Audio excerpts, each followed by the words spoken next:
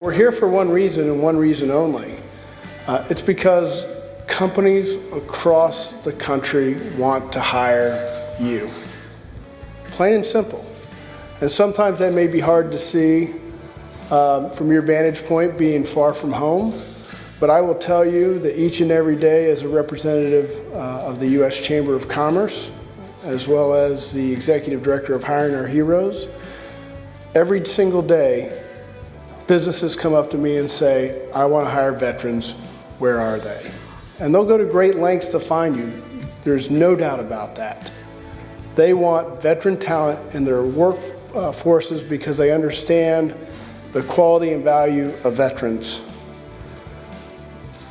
The other thing that I want to emphasize is that even though you're far from home, there are incredible resources at your fingertips where you can network and find jobs regardless of where you are in the United States or overseas. We're here with Eric Eversole with Hiring Our Heroes. Tell me about what your organization does. So we started about 3.5 years ago as part of the U.S. Chamber of Commerce. We started out with a pretty simple mission. We were going to take our vast network of local chambers and connect all the businesses in those local markets with great veterans and veteran talent across the nation. So did you create a database then with the Chamber of Commerce and then a database of veterans? How did you connect everyone? We're doing it the old-fashioned way, through personal contact. We were going to have a meet through hiring fairs throughout the country. We've done more than 800 now over the last 3.5 years. And it was really, a pretty simple mission. We wanted these employers to see firsthand the great skill sets that veterans and military spouses bring to their business, so we were going to connect them at a local level.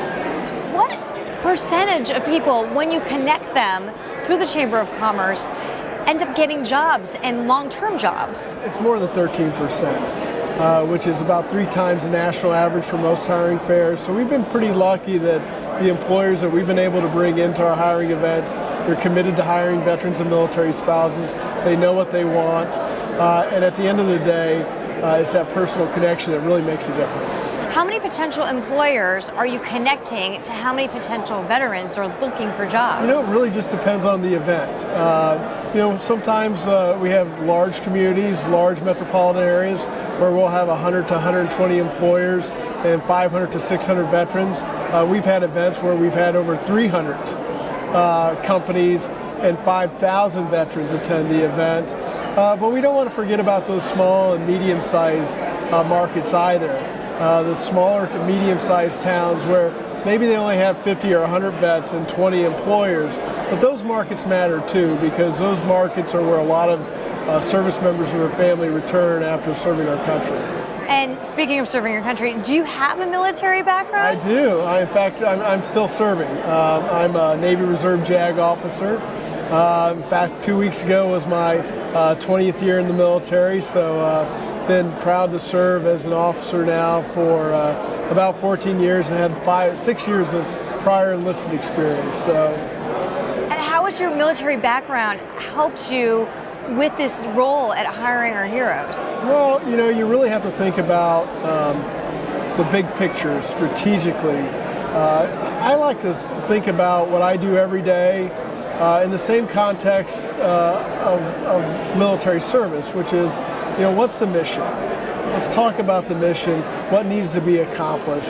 Let's make sure we work to have the resources to accomplish that mission, game plan, practice, do the things necessary to succeed, go out and execute that mission. And you know what? If things don't go quite right, then we're going to adapt and overcome to make sure that ultimately we succeed. So for me, the military really taught me how to dissect issues, come up with a game plan, execute that game plan, and then never give up. High-level managerial skills, too. I would think that that's what employers are looking for. Absolutely, every day. It's not only the ability to make decisions, but it's to make decisions in stressful environments. It's the ability to know how to get the job done when things aren't necessarily going your way. It's about talking to people in a way that's respectful and thoughtful, but yet also direct. And that skill set's pretty tough to learn outside of the military environment. It's a very specific skill set. What would you tell vets that are transitioning and wanting to get a job and wanting to do Hire Heroes? Start early. I'm hearing that a lot. Yeah, transition isn't, doesn't begin when you receive your DD-214 or that day when you receive your paperwork to leave the military. It starts out, months, if not years before you separate. You have to identify that mission. You have to think strategically what's next after the military. You need to make sure that you have the resources and the certificates and the skill sets to put yourself in the best position to succeed. You need to find out where the best jobs are. What's the best job markets throughout the country? Do your research. Don't simply go home and find out that perhaps the job markets there is a little bit tougher than what you remembered or what you expected. You have to game plan. Look at the markets. Look at the economy, and then make a decision based on all the available intelligence. Would you give the same advice to vets that are transitioning that were in their 20s versus maybe a vet that's transitioning after a storied 20-year career? I'm not sure that the process is that much different for a service member that has spent only 6 years or 4 years compared to someone who served 20. The basic skill sets are the same. Their focus may be different because the type of jobs they may be trying to secure could be maybe more of an entry-level job if you only serve 4 to 6 years, and it may be more of an executive job if you're a retired officer that spent 20 years. But the basic skill sets across all ranks and ages are really the same. For veterans watching this program right now, where can they find out more information? www.hiringourheroes.org. Eric Eversole, thank you so much for sitting with me and telling me about your organization. It's amazing talking to you. Thank you.